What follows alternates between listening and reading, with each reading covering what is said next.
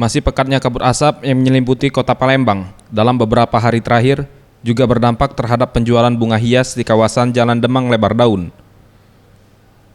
Menurut Sigit, salah satu penjual bunga hias yang ditemui Jumat 2 Oktober 2015 mengatakan, sejak 1 bulan terakhir, penjualan bunga menurun drastis hingga 80%. Biasanya, ia per hari mampu meraih omset Rp1 juta per hari.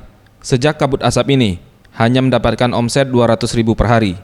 Ya kalau pas musim kemarau kayak gini sih biasanya omsetnya pasti turun. Apalagi ketambahan ini kabut asap mas. Iya. Jadi tambah turun. Untuk penurunannya sendiri berapa persen kita? Ya sekitar kurang lebihnya itu 80%-an lah. Terlalu ini merosot? Ya terlalu merosot banget mas. Iya. Sementara itu hal berbeda dialami Slamet, penjual bunga hias lainnya yang hari ini tidak mendapatkan sepeser pun hasil penjualan bunga hiasnya.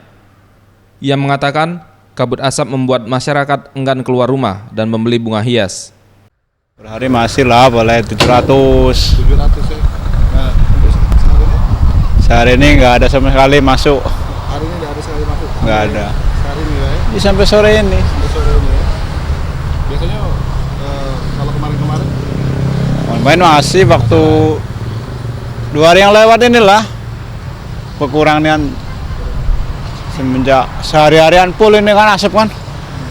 Nah itu yang bikin sepinian, mungkin malas keluar kali ya. Untuk menghindari kekeringan atau layunya bunga hias, perawatan bunga seperti menyiram air yang banyak dan memberikan semprotan obat-obatan cairan pestisida agar tidak matinya tanaman bunga tersebut. Reza Dinata, Septiawan Rizky, Sriwijaya TV.